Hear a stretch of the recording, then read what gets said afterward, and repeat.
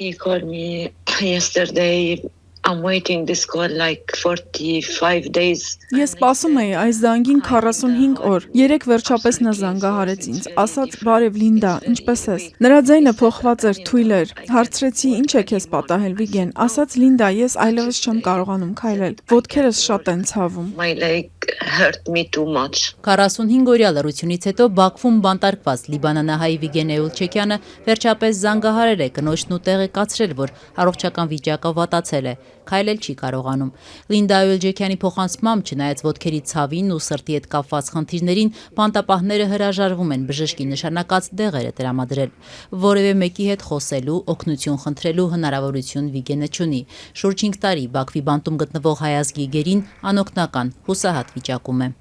We want to speak with anyone. No one speak with us in this present. Վիգենն ասում է, որ ուզում է խոսել որևէ մեկի հետ, բայց ոչ ոք բանտում իր հետ չի խոսում, ոչ ղեկավարներից, ոչ պահակներից։ Նա ինձ ասաց՝ «Գիտես, մեզ միայն հաց ու թեյ են տալիս»։ Հարցրեցի՝ «Բայց ինչու նրանք ձեզ սնունդ չեն տալիս»։ Ասաց՝ «Չգիտեմ, ամուսնուս վիճակը շատ վատ է։ Երբ պատկերացնում եմ, որ նա արդեն անվասայլակի կարիք ունի, սիրտս տակնու վրա է լինում»։ Մինչդեռ Վիգենը շատ ուժեղ, երիտասարդ, գեղեցիկ տղամարդ է, ընդամենը 46 տարեկան։ Very young man and he is very beautiful. Թե որն է պատճառը, որ Վիգեն Էուլչեքյանն այլևս չի կարողանում քայլել, կինը հստակ տեղեկություն չունի։ Կարծում է, որ դա դաժան ծեծի հետևանքն է։ Լինդան պատմում է, որ երբ ադրբեջանցիները նրան բռնել են, ուժեղ ծեծի են ենթարկել, ինչից էլ ոտքերը վնասվել են։ Վիգեն Էուլչեքյանը լիբանանահայ Մարալ Նաջարյանի հետ ադրբեջանցիների կողմից գերեվարվել էր 44-օրյա պատերազմի ավարտից հետո 2020-ի նոյեմբերի 10-ին Շուշի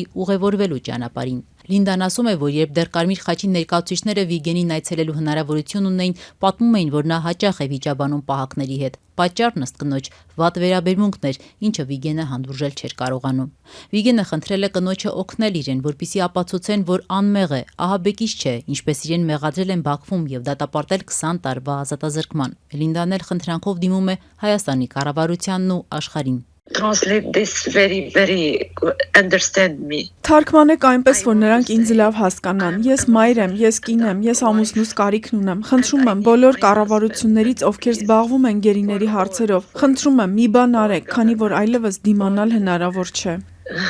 Do something because we can't take more. He cry and he speak with his son. Նա արտասվում էր, երբ խոսում էր տղայիս հետ, տղաս էլ էր լալիս։ Որդիս 25 տարեկան է, նա նշանած ունի, հորն ասաց, որ չի ամուսնանալու, մինչև Վիգենը տուն չգա, արդեն 5 տարի է սպասում է։ My son have his fiance